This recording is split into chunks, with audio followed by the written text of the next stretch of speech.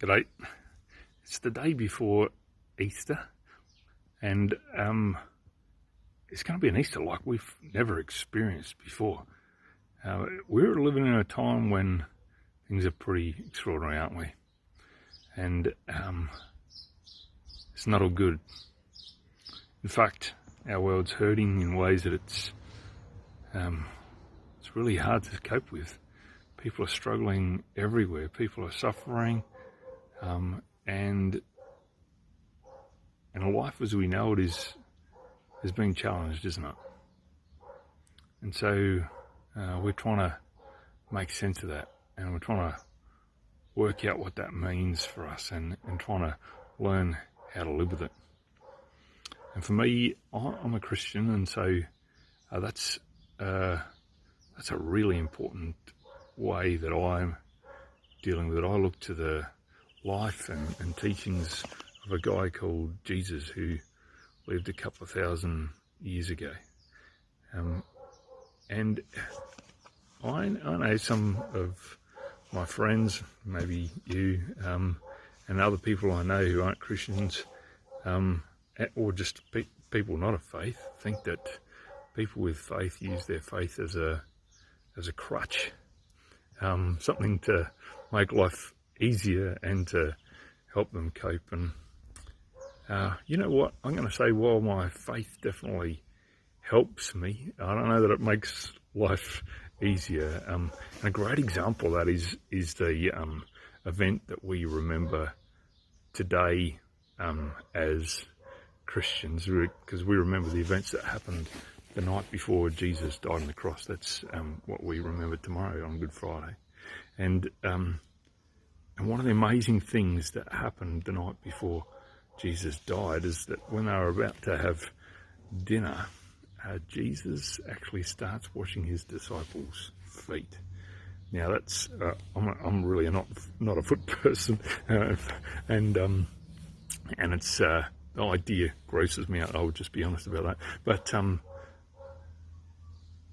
back in those days, even more so probably because everyone wore sandals and walked around on dirt paths and stuff like that, and washing feet was something that only the lowliest of the low did. But Jesus did it, and he did it at a time when actually all of his friends had finally come to realize that Jesus was someone that wasn't just another ordinary person, and he was more than just a special person. He was someone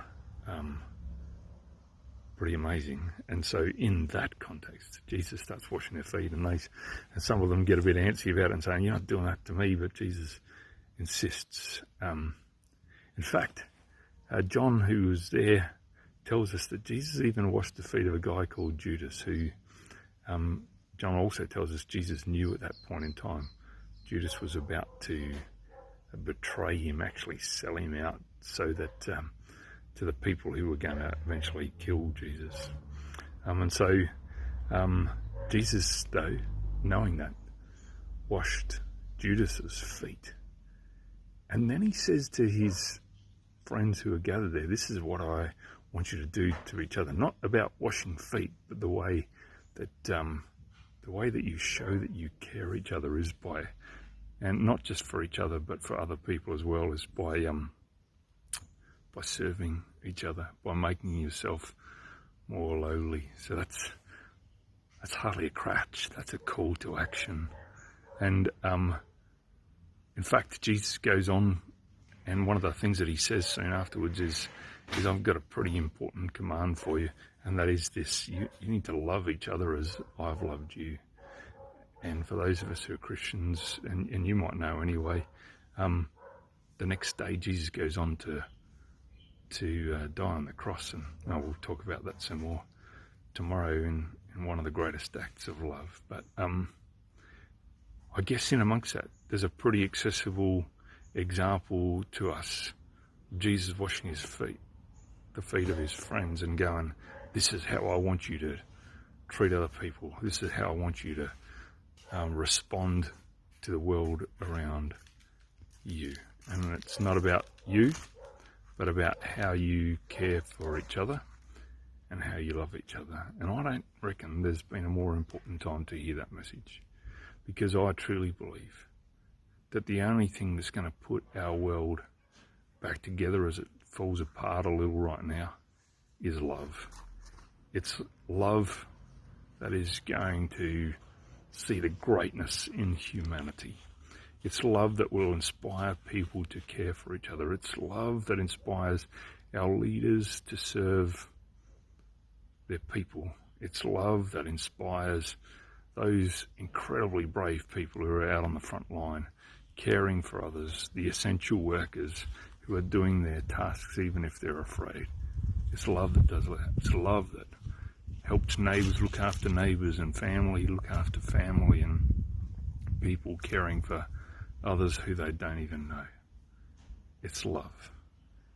And so today, I guess my message to you and my challenge to you as well is, how do you respond to what's going on in a way that makes the world a better place? I pray for you as you do that, and I pray that you find strength and that you will experience love from others, and that you will show that love to others in meaningful, practical, helpful ways. See ya.